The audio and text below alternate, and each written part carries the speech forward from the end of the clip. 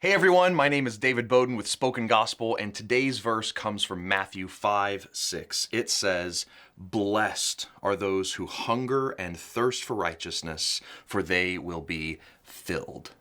Jesus has just begun one of his most important teachings, and sometimes it's called the Sermon on the Mount.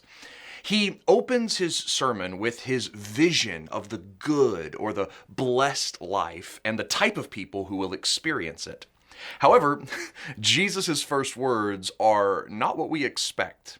When I think about the good life or the blessed life, I tend to imagine things like money in the bank and holidays spent with my family, an exotic vacation with my spouse, or cheering on my kids as they score the winning point.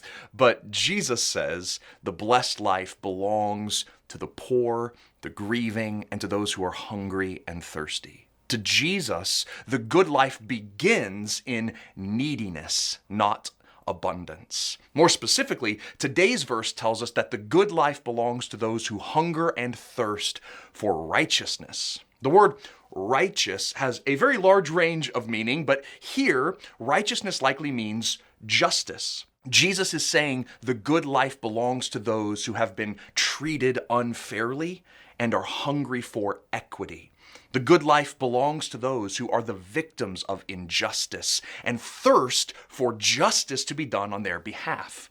While this might not sound like the good life we expect, Jesus says the reason the good life belongs to those hungry and thirsty for intervention is because God will satisfy their desires. He will punish the unjust and he will vindicate them.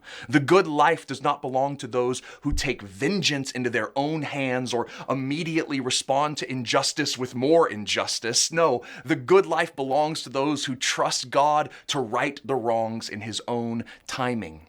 These are some of Jesus' first words in one of his most important teachings because they describe the good life he came to secure for his people.